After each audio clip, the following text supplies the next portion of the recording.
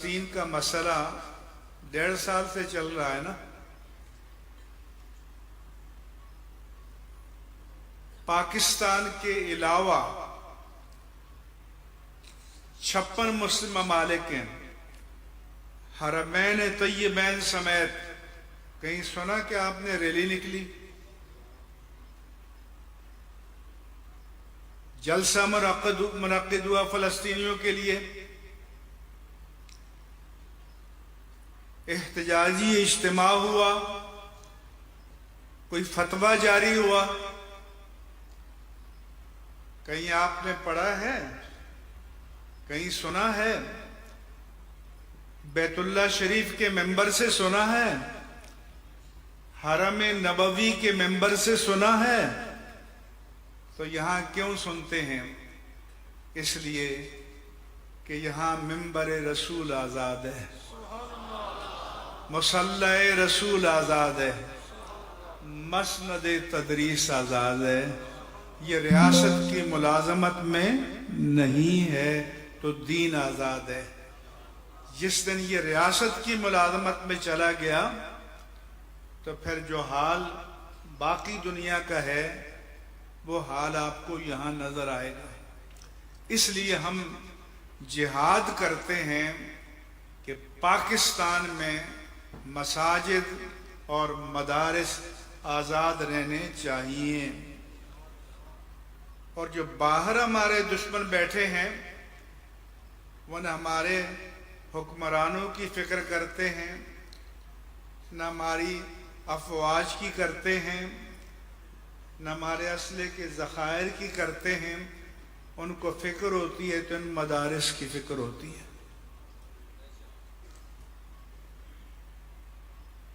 کیوں؟ کہ جامعۃ الازہر میں، جامعہ دمشق میں، جامعہ بغداد میں ایک کلین شیو مسلح پہ کھڑا ہو سکتا ہے، پاکستان کے دیہات میں کھڑا ہو سکتا ہے؟ بولو۔ تو یہ جو اللہ کے پیارے مصطفیٰ کا دین اور دینی صورتیں محفوظ ہیں تو ان مدارس کی برکت سے ہیں۔ اس لیے اگر آپ دین کو اصل شکل میں باقی رکھنا چاہتے ہیں تو آپ کو پاکستان کے مدارس اور مساجد اور علماء کے ساتھ جڑ کر رہنا ہوگا، وابستہ رہنا ہوگا۔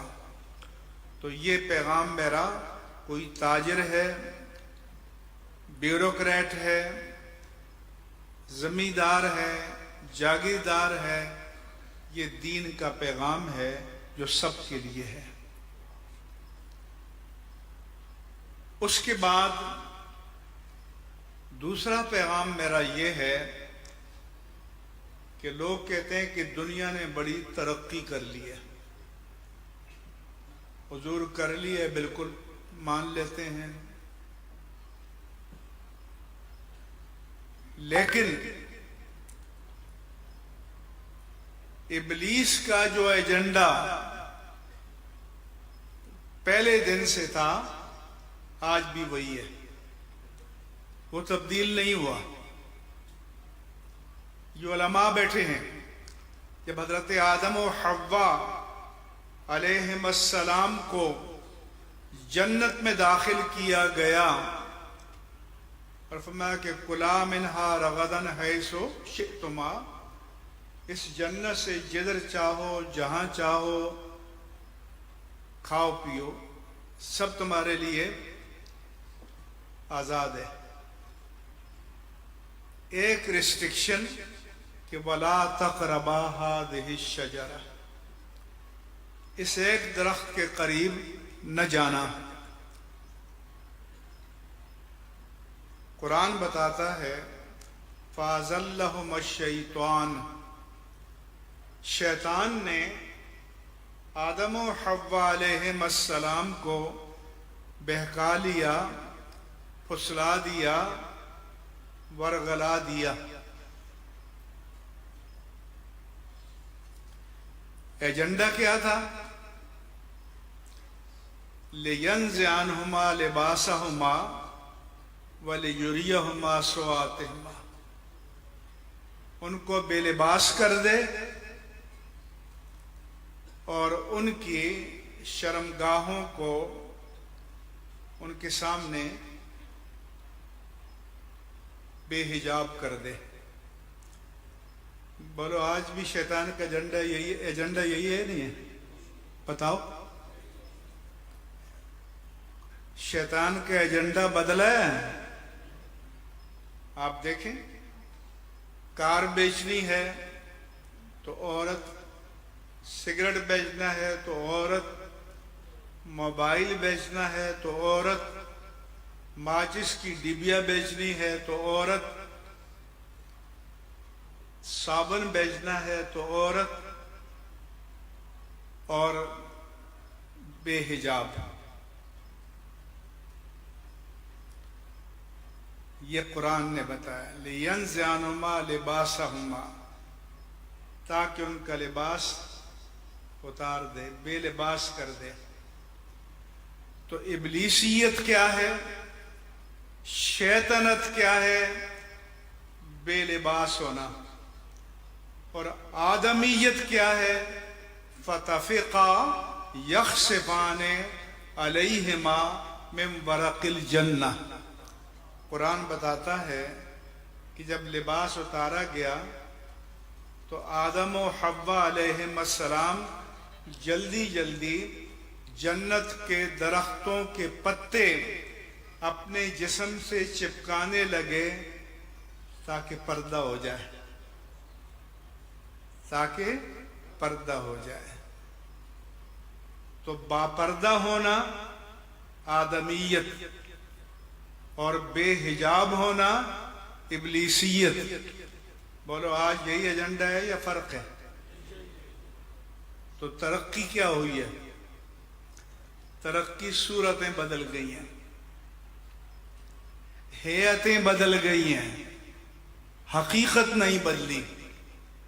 اس لیے آپ کا کام ہے کہ اپنے ماؤں، بہنوں، بیٹیوں، بچیوں کے حیا کی حفاظت کرنا۔ آپ کیا کرتے ہیں کہ اسمارٹ موبائل لے کر دے دیں اور آپ سمجھتے ہیں کہ میں نے بیٹے اور بیٹی کی محبت کا حق ادا کر دیا۔ ٹیبلٹ لے دیں، لیپ ٹاپ لے دیں۔ میں کبھی فلائٹ میں بیٹھا ہوتا ہوں، ایک ننھا سا بچہ، ماں اس کو پکارتی ہے اپنی طرف اور اس کے بعد موبائل پکڑا ہوا اس کے ساتھ کھیل رہا ہے۔ تو پہلے کہتے تھے کہ ماں باپ کے پاس بچوں کے لیے وقت نہیں ہے، اب بچوں کے پاس ماں باپ کے لیے وقت نہیں ہے۔ وہ الگ بیٹھا ہوگا، بیٹا الگ ہوگا، بیٹی الگ ہوگی، موبائل پکڑا ہوگا۔ یوں سمجھو کہ یہ ایک جہنم ہے جس میں گناہ کی جتنی صورتیں ہیں اس میں موجود ہیں۔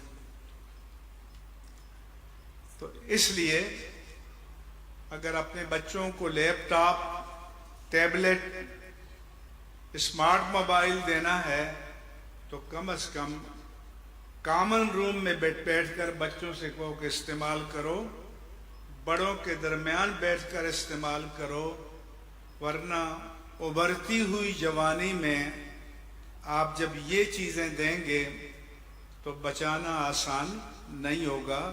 کراچی میں جو کیس آئے ہیں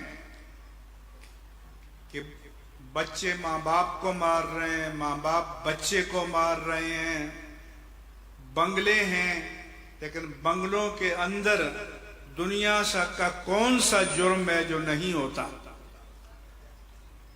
اس لیے اپنی نسلوں کی اخلاقیات کی، کردار کی، معاملات کی حفاظت کرنا ہماری اور آپ کی مشترکہ ذمہ داری ہے جس پر آپ کو توجہ دینی چاہیے۔ آپ فضائل کی تقریروں پر خوش ہوتے ہیں، نعرے لگاتے ہیں، مسائل کی تقریریں آپ کو پسند نہیں ہیں، جس سے آپ سے عمل کا مطالبہ کیا جائے۔ عاملوں کے پیچھے جاؤ گے تو میں کہتا ہوں کہ عاملوں کی دم کے پیچھے نہ جاؤ، عامل بنو، عمل کرو، دین پر عمل کرو، دین کی تعلیمات پر عمل کرو۔ اللہ کے رسول نے جو پروڈکٹ تیار کی تھی، حدیث پاک میں ہے کہ الناس معادن کمعادن الذہب والفضہ، لوگوں کی مثال کانوں کی جیسی ہے۔ یہ کان نہیں، مائنز، منرل، جہاں سے سونا نکلتا ہے، چاندی نکلتی ہے، جواہرات نکلتے ہیں، ہیرے نکلتے ہیں، پیٹرول نکلتا ہے، کوئلہ نکلتا ہے۔ کمعادن الذہب والفضہ، اللہ کے رسول نے فرمایا کہ لوگوں کی مثال کانوں کی سی ہے، جیسے سونے کی کان، چاندی کی کان، کوئلے کی کان۔ خیارہم فی الجاہلیت خیارہم فی الاسلام، جاہلیت میں جس میں کوئی ٹیلنٹ،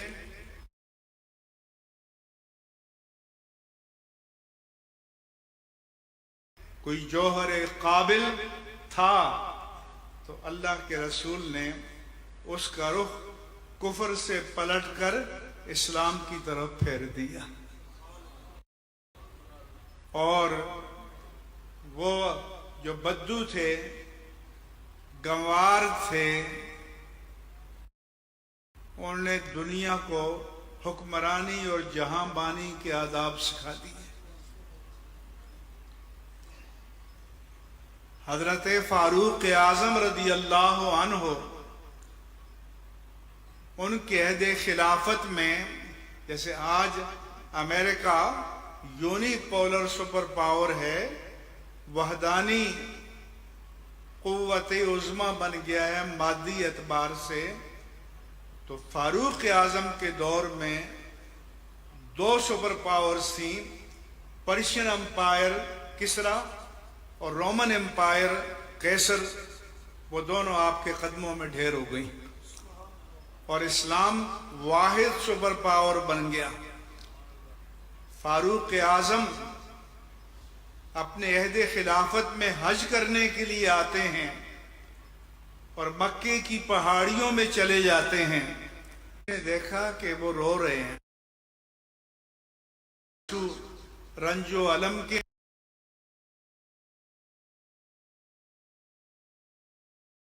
نہیں، حزن و ملال کے نہیں،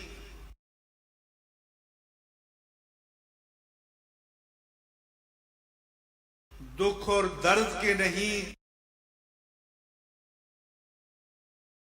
کرب کے نہیں، یہ اللہ کی بارگاہ میں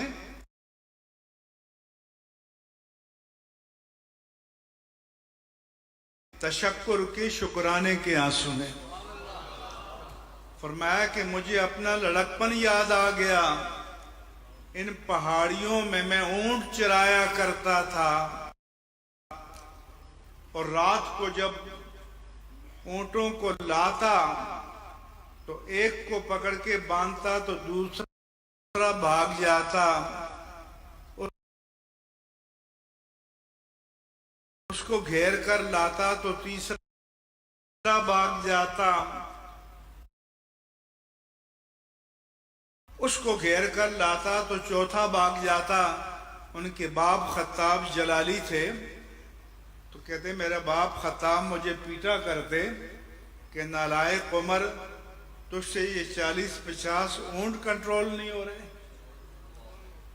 کہا دیکھو، ایک خطاب کا بیٹا عمر تھا جو 40-50 اونٹوں کو کنٹرول نہیں کر سکتا تھا، ایک غلام مصطفیٰ عمر ہے جو 26 لاکھ مربع میل کو کنٹرول کر رہا ہے۔ تو یہ انقلاب افراد میں آتا ہے، انقلاب ذہنوں میں آتا ہے۔ ایک مرتبہ ہمارے سپاہ صحابہ کے جو حضرات ہیں، انہوں نے کراچی میں عظمت صحابہ کا جلوس نکالتے ہیں، تو میں نے ان کو فون کیا کہ مبارک ہو، آپ نے عظمت صحابہ کا جلوس نکالا، مگر میرا آپ سے سوال ہے کہ صحابہ میں عظمت آئی کہاں سے؟ کیا ابو بکر کی عظمت یہ تھی کہ ابو قحافہ کے بیٹے تھے؟ کیا عمر کی عظمت یہ تھی کہ خطاب کے بیٹے تھے؟ کیا عثمان کی عظمت یہ تھی کہ عفان کے بیٹے تھے؟ کیا علی کی عظمت یہ تھی کہ ابو طالب کے بیٹے تھے رضی اللہ عنہم؟ تو میں نے کہا صحابہ میں عظمت آئی تو نسبت غلامی مصطفیٰ سے آئی ہے۔ تو اے صحابہ کی عظمت کا جلوس نکالنے والوں، ذرا سا دل کڑا کر کے ایک جلوس اس آقا کے نام کا بھی نکال دو جن کی نسبت غلامی نے صحابہ کو عظمتیں عطا کی ہیں۔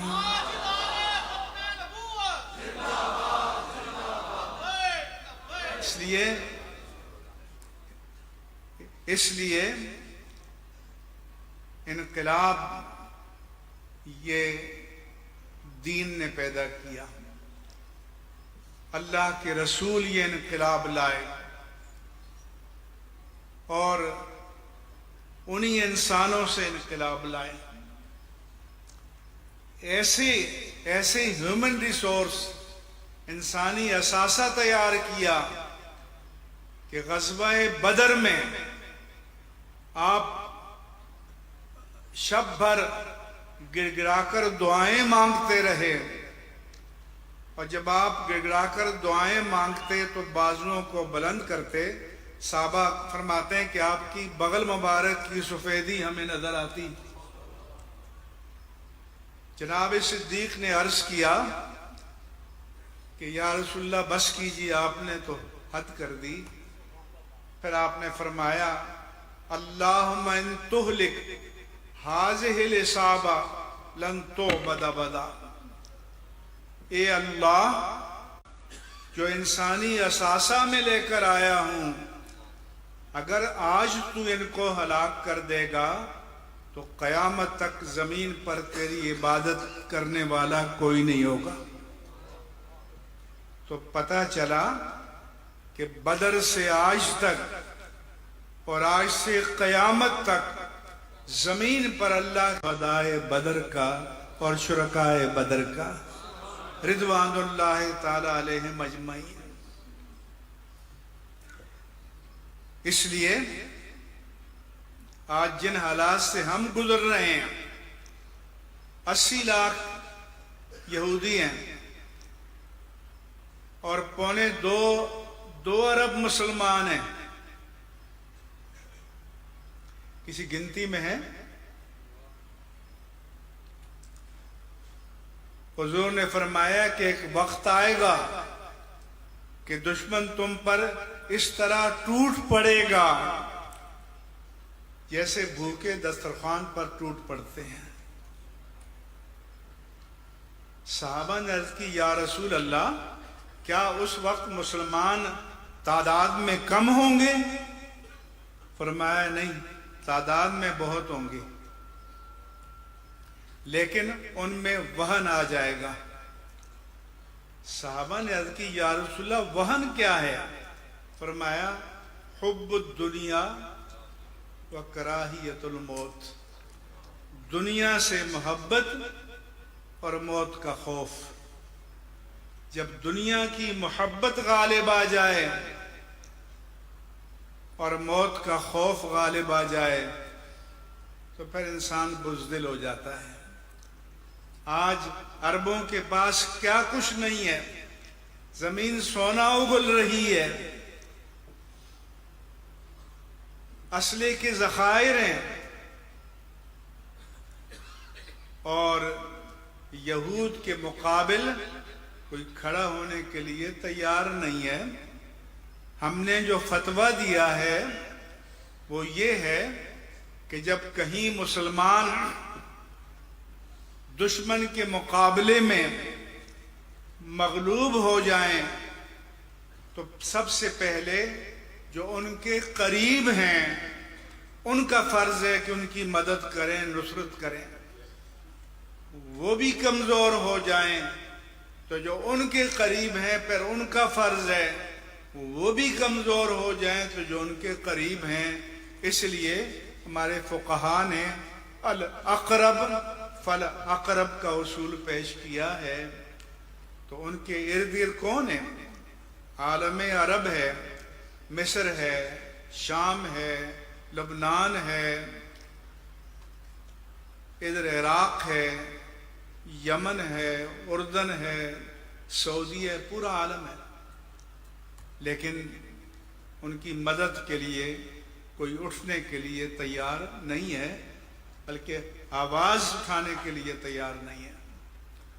اور اگر OIC کا اجلاس ہو جائے تو قرارداد پاس کرتے ہیں، اور میں نے کہا قرارداد پاس کرنا تو بے اختیار لوگوں کا کام ہوتا ہے، صاحب اقتدار لوگوں کا کام اقدام کرنا ہوتا ہے، عملی اقدام کرنا ہوتا ہے، جو مسلم حکمرانوں کے بس کی بات اب نہیں ہے۔ ایک تو یہ المیہ ہے ہمارے اس دور کا، دوسرا ان علماء کے لیے کہ الحمدللہ علی احسانہ ختم نبوت کا جو سپریم کورٹ نے مسئلہ اٹھایا، پہلا فیصلہ دیا وہ غلط تھا، احتجاج کیا، پوائنٹ ٹو پوائنٹ ہم نے اس کا جواب دیا، پھر ریویو پٹیشن آئی، وہ اس سے زیادہ غلط، اس کا بھی ہم نے جواب دیا۔ اب مسئلہ یہ تھا کہ پاکستان کے دستور میں جب سپریم کورٹ کسی مقدمے پر نظر ثانی کر لے تو دوسری نظر ثانی کی گنجائش نہیں ہے۔ اب اس کا ازالہ کیسے کیا جائے؟ تو پھر ہم نے لکھ کے بھیجا کہ آرٹیکل 89 میں ہے کہ اگر عدالت کوئی فیصلہ کرے اور اس کو لگے کہ اس فیصلے میں غلطی ہے تو وہ خود اس کی اصلاح کر سکتی ہے۔ تو ہم نے کہا بھائی ایک ہی راستہ ہے کہ سپریم کورٹ خود اپنے ججمنٹ کی اصلاح کرے۔ چنانچہ کریکشن آف ججمنٹ کے لیے عدالت لگی، اور پھر جو ججمنٹ لکھا گیا وہ ہمارے پاس لایا گیا اناؤنس کرنے سے پہلے۔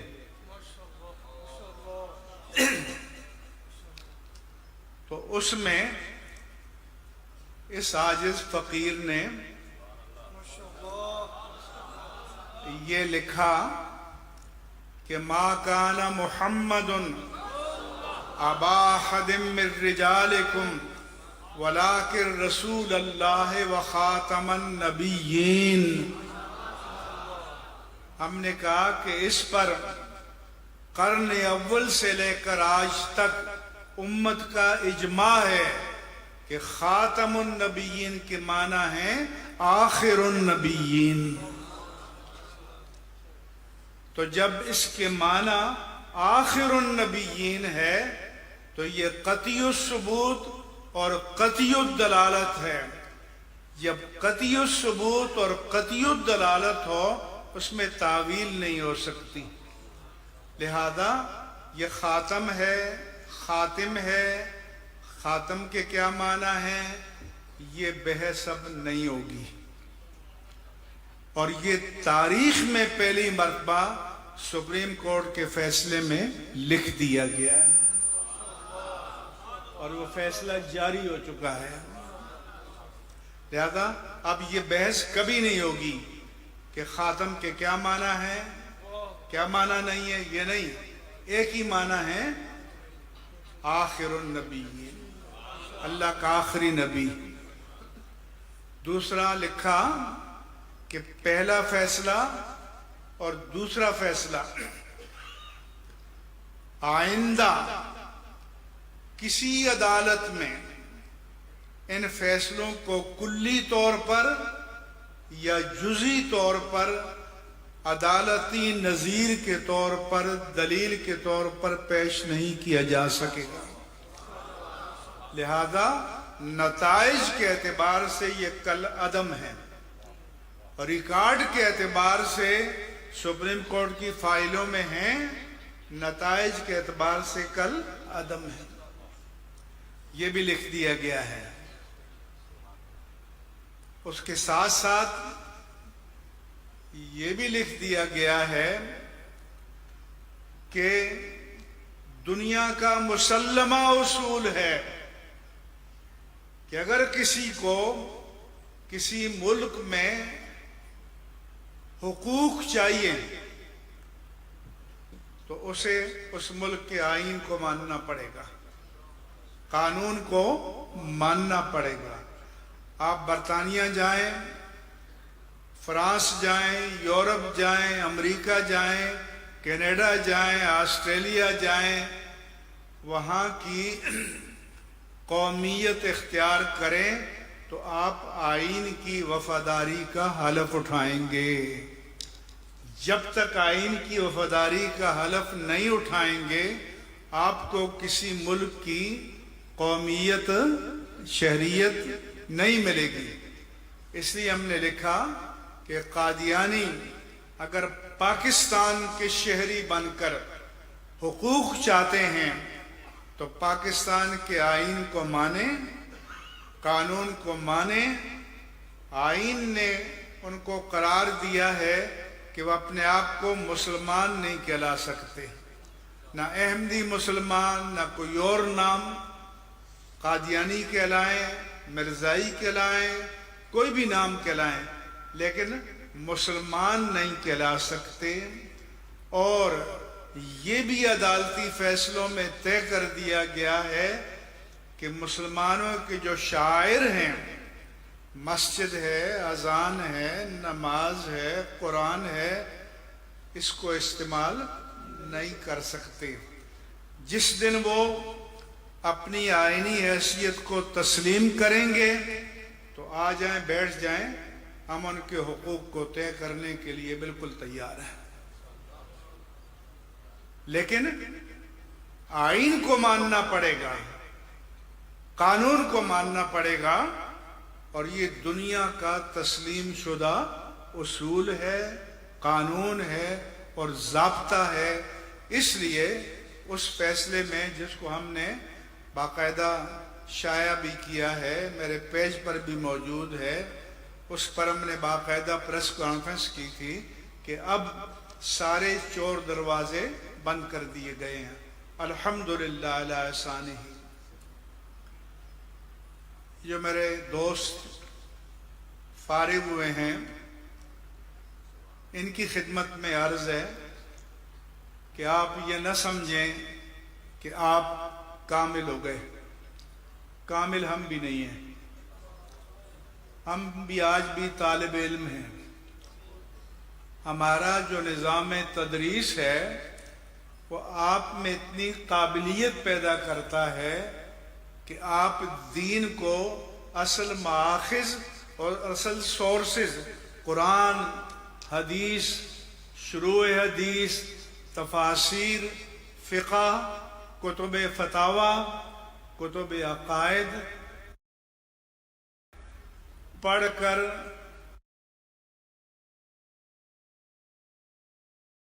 ان عبارتوں کو سمجھ سکیں، مطلب کو سمجھ سکیں، تو آپ یہ سمجھیں نہیں ہوئی بلکہ آپ کے طلب علم کی ابتدا ہوئی ہے. اس لیے آج سے آپ نے نئے سرے سے اپنے علم میں مطالعے میں اضافہ کرنا ہوگا، پورے قرآن پر عبور حاصل کرنا ہوگا، احادیث پر، فقہ کی کتابوں پر. ابھی ہمارے شیخ الفقہ بتا رہے تھے کہ حالات ایسے ہیں کہ ہر دور میں ایک مجدد فقیہ کی ضرورت ہوتی ہے، اور بعض اوقات ملا علی قاری نے لکھا کہ ایک طبقہ جو ہے وہ مل کر اجتہاد کرتا ہے. تو آج ہمارے دور کا تقاضا یہ ہے کہ ہمارے جو فقہا ہیں، جو نئے مسائل پیش ہیں اور ابھی آنے والے ہیں، اور ابھی جو آرٹیفیشل انٹیلیجنس ہے اس کے نتیجے میں جو تباہی آنے والی ہے، اس کے نتیجے میں ہمارے علماء اور مفتیان کرام کے لیے ریفریشر کورس ہونے چاہیے. ان کو تیار ہونا چاہیے. نئے چیلنج، نئے حالات سامنے آتے رہیں گے، اور جب تک یہ دنیا قائم ہے فقہ کے میدان میں، افتاء کے میدان میں، تفسیر و حدیث کے میدان میں تحقیق کا کام جاری رہے گا. فرق کیا ہے؟ میں آخری بات کہہ کے بات ختم کروں گا کہ قرآن کو سب پڑھتے ہیں، اور پھر ہم کہتے ہیں کہ امام اہل سنت کا ترجمہ پڑھو. تو فرق کیا ہے کہ ترجمے میں یہ نہیں دیکھا جائے گا کہ لغت میں یہ معنی ہے یا نہیں، کیونکہ عربی میں ایک ایک معنی کے لیے 80 الفاظ بھی آئے اور ایک ایک لفظ کے درجنوں معنی بھی ہیں. اونٹ کے لیے قرآن میں 9 کلمات آئے ہیں، شیر کے لیے کئی کلمات عربی زبان میں ہیں. لہذا یہ دیکھا جائے گا کہ جس کے لیے قرآن کا وہ کلمہ بولا گیا ہے وہ معنی کرو گے جو اس مقام کے شایان شان ہو.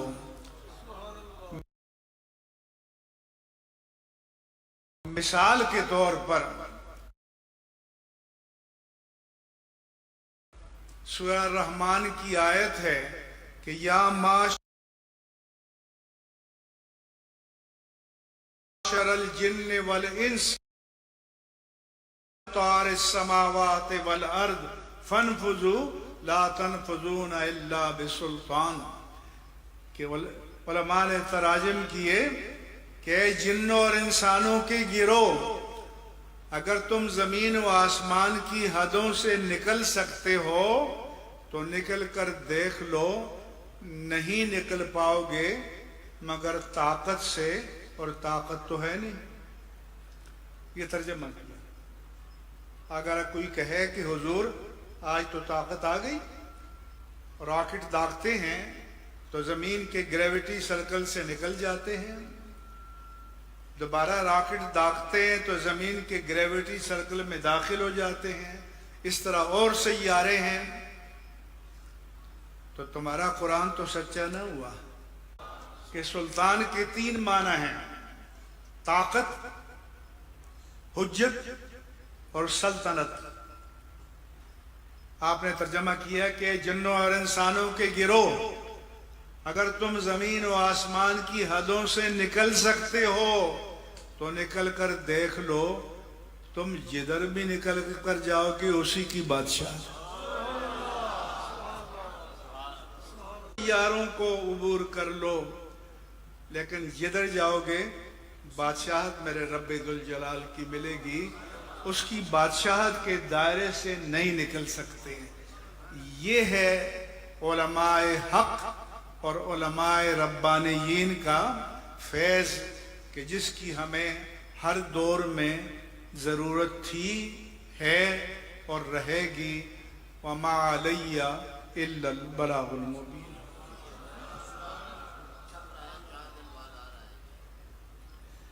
ہمارے علامہ مفتی محمد اصغر علی چشتی سیالوی صاحب کے فتاوی چشتیہ چھپ کرانے والا ہے، تو میں تمام علماء سے کہوں گا کہ تیار رہیں اور خرید کر اس کو پڑھیں۔ بہت شکریہ۔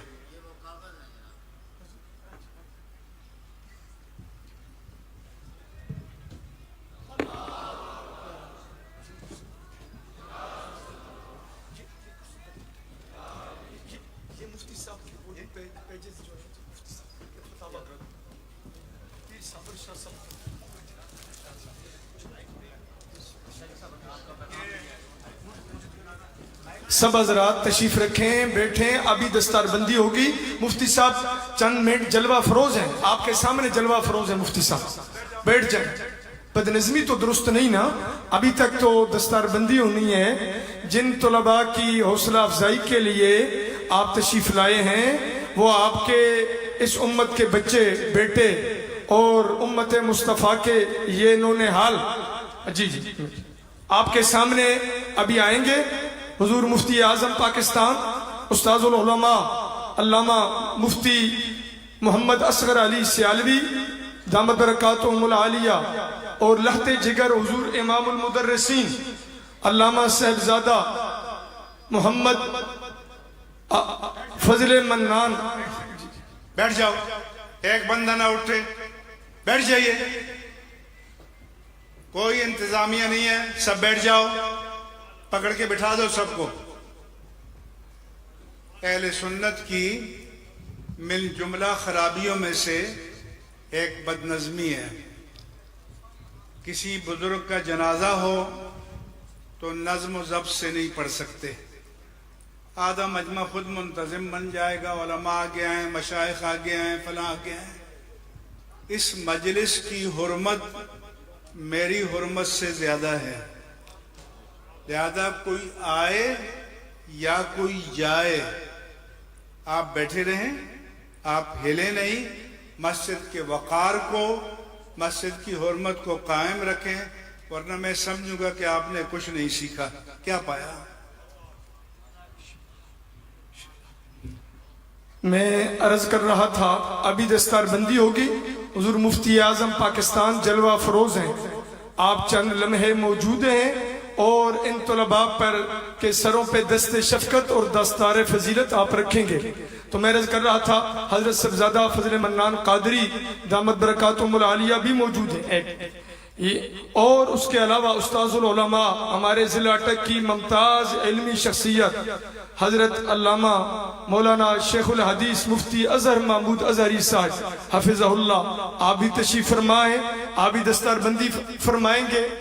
اور اس کے علاوہ یہ فضیلت الشیخ، یہ آپ دیکھ رہے ہیں خاتم النبیین، یہ ماہنامہ انٹرنیشنل ہے، یہ اس کا مملکت خداداد پاکستان میں قرارداد ختم نبوت کی منظوری کی جشن زریں 1974-2024، یہ گولڈن جوبلی کے موقع پر اور ماہ ربیع الاول کے جشن بہاراں 1446 ہجری کے موقع پر مجلہ کا تیسرا خصوصی شمارہ، یہ خاتم النبیین انٹرنیشنل کا خصوصی شمارہ فضیلت الشیخ حضرت قبلہ پیر سید صابر حسین شاہ بخاری آپ کے قلم سے آپ کے سامنے ہے۔ یہ ہر مسلمان کے گھر میں ہونا چاہیے۔ آپ نے ابھی مفتی اعظم پاکستان کو پیش کیا ہے، اور شاہ صاحب اہل سنت کے معروف قلم کار ہیں، پوری دنیا جانتی ہے۔ آپ کے قلم سے سینکڑوں کتب و رسائل منظر عام پہ آ چکے ہیں، آپ بھی دستار بندی میں شامل ہوں گے۔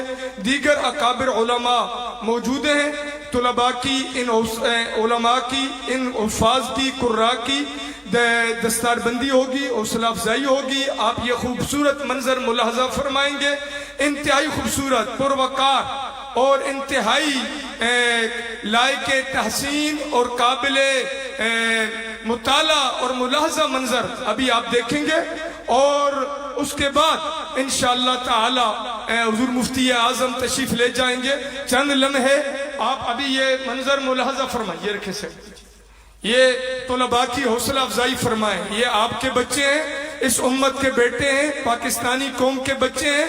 یہ ڈاکٹر، انجینئر، وکیل، بیوروکریٹ، بزنس مین، سیاستدان، سائنسدان تو نہیں بنے، مگر یہ یقین کیجئے یہ 29 بچوں نے آپ کے آقا و مولا کے سینے اقدس پہ اترنے والی کتاب لا ریب کے پورے 30 پارے یاد کیے ہیں، اور 8 سالہ درس نظامی تنظیم المدارس اہل سنت پاکستان، جس کے صدر حضور مفتی اعظم پاکستان ہے۔ تنظیم المدارس اہل سنت پاکستان یہ آپ کا قابل فخر ایک تنظیم ہے، جماعت ہے، جس کی ہزاروں مدارس جس کے زیر نگرانی چل رہے ہیں، اور مفتی اعظم اس نگرانی اور سرپرستی فرما رہے ہیں۔ الحمدللہ وہ 8 سالہ کورس ان بچوں نے مکمل کیا ہے۔ میں آپ کو پہلے بتا چکا ہوں 18 17